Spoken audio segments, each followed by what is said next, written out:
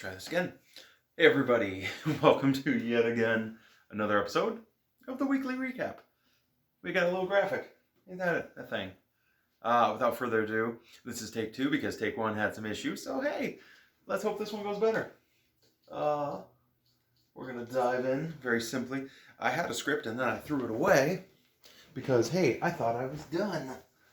But you know, sometimes we have these technical difficulties and we just have to adapt and survive. Speaking of survive, The Walking Dead, Saints and Sinners, a game that I might have mentioned in the past, not sure, can't remember. It made a surprise appearance this last week on the PSVR. Wondering for a while when it was going to come out. Apparently this week. Haven't got a chance to play it yet, just haven't been able to pick it up. Other things in the way. But at some point I will. Don't know when. And then when I do, I'll play it. And if it's good, maybe I'll stream it. If not, we'll see. But it's got to be better than what The Walking Dead Survival Instinct. That one was, that Activision kind of limped out with that. I know, it's Walking Dead. It's VR. So, come on. It's been out for PC for a little bit now. Came out early this year. Finally dropped for consoles. For console. PSVR. Quick little thing I want to mention, very, very simple, Bioshock 4, it was announced a while ago. We don't know anything about it other than, hey, they're working on it. So I just wanted to say that, meant to say it a while ago. I got a Bioshock tattoo, so figure why not. Let's incorporate a little Bioshock.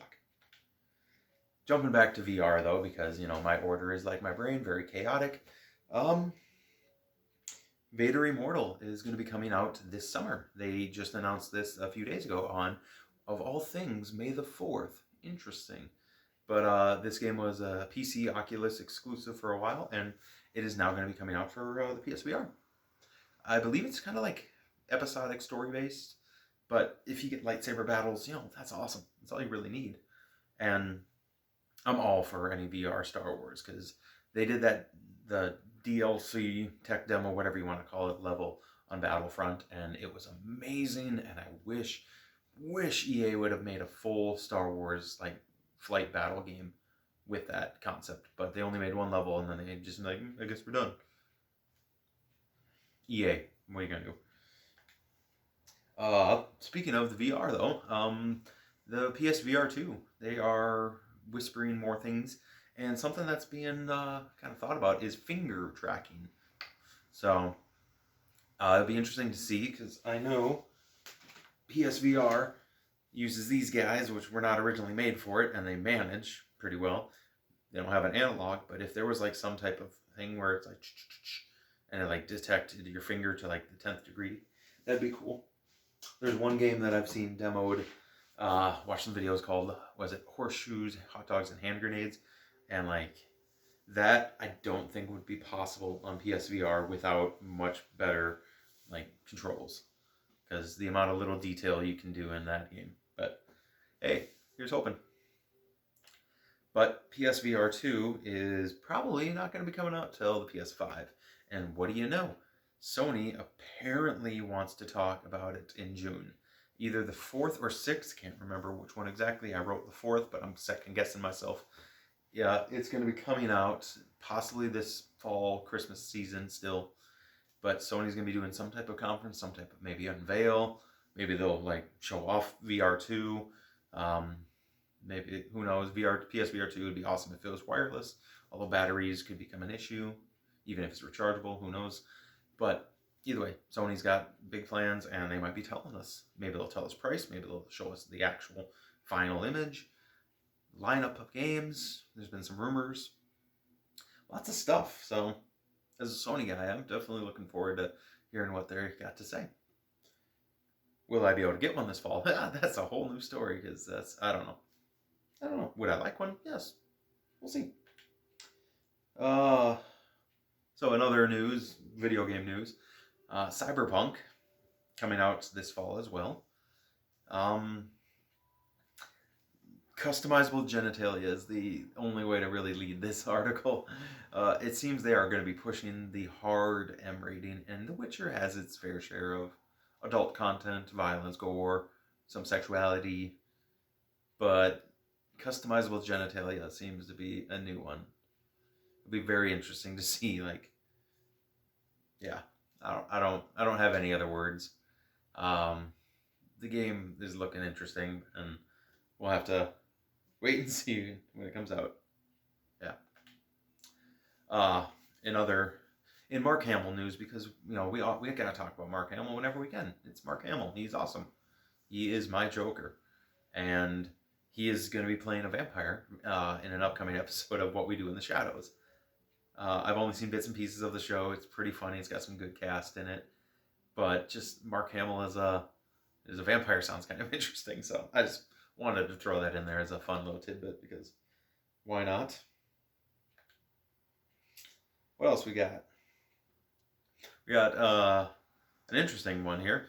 Apparently, Sylvester Stallone did a little questionnaire online answering things, and Demolition Man came up, and he confirmed that they are working on a sequel.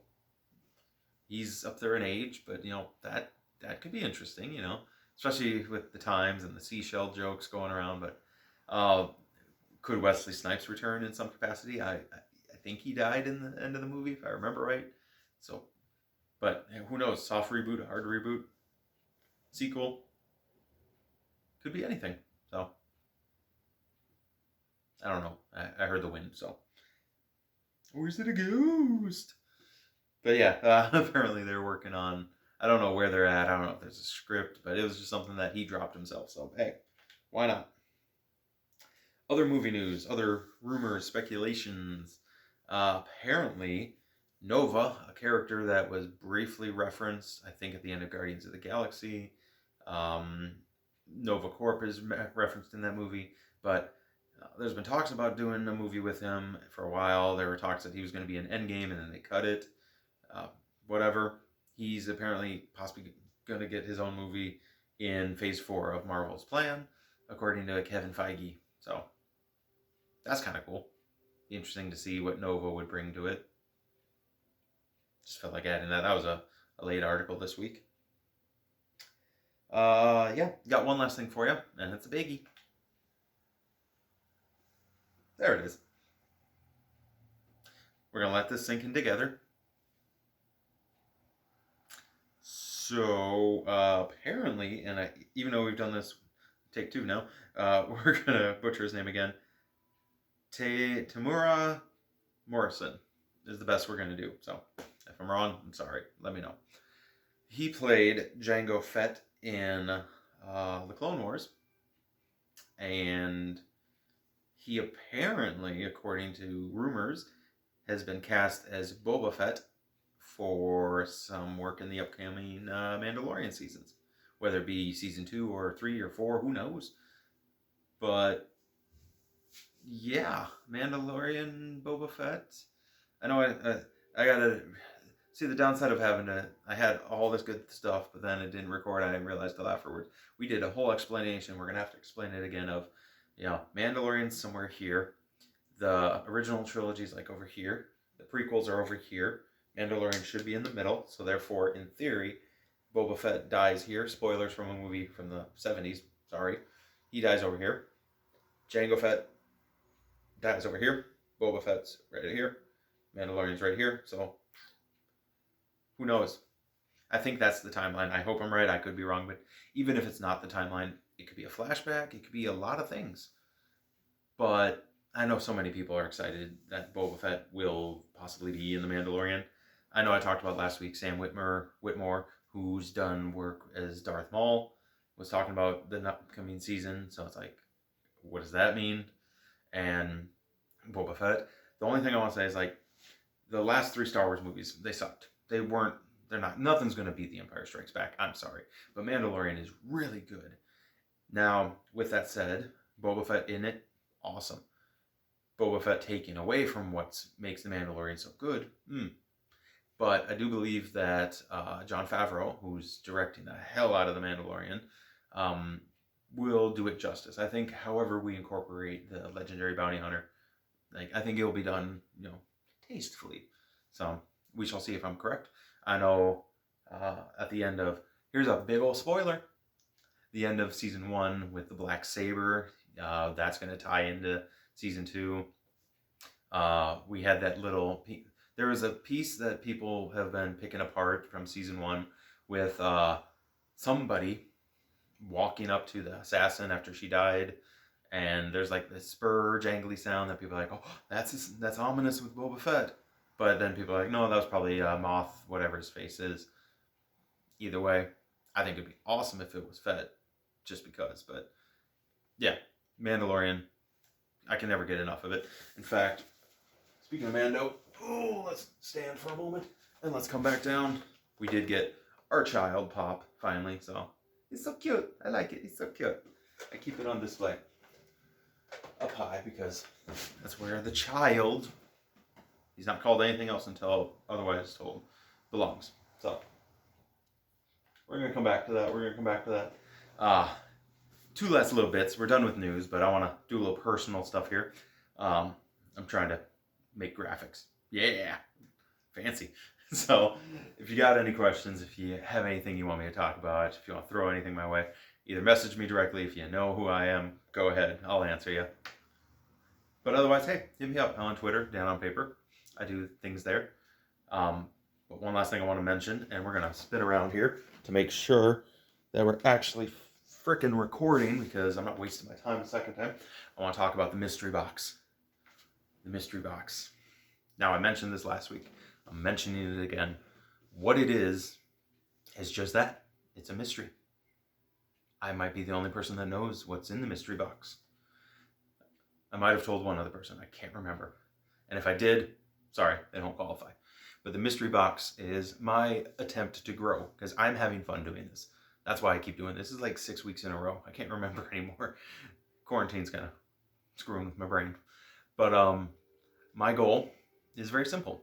I don't have a lot right now. I'm not that big, 6 million person. No, I have like 20 and a handful, like 26 people right now that follow me. That's not a lot, but hey, I'm having fun. So those of you who watch this, awesome. Thank you. Keep it up. I like it. But if you got friends that are interested in weird stuff and want to just hear me rant about things, and if they want to throw ideas my way, go ahead, fine. But my goal is to hit that 100 sub mark. If I hit it, we're going to do a giveaway. All you got to do to be entered is just subscribe. That's it. You hit a little button. Hit a button right down there. Boom. When I get to 100, we'll make a video. We'll reveal what's going to be, what the mystery box truly is.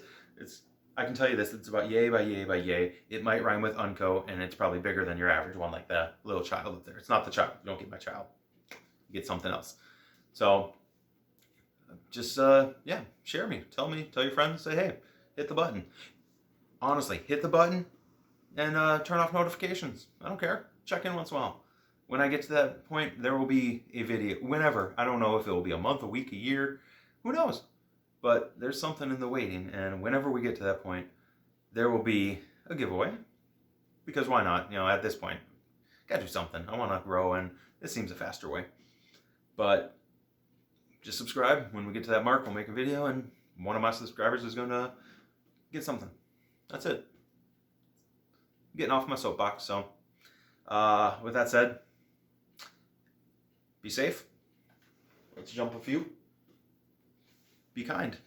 I'll see you next time.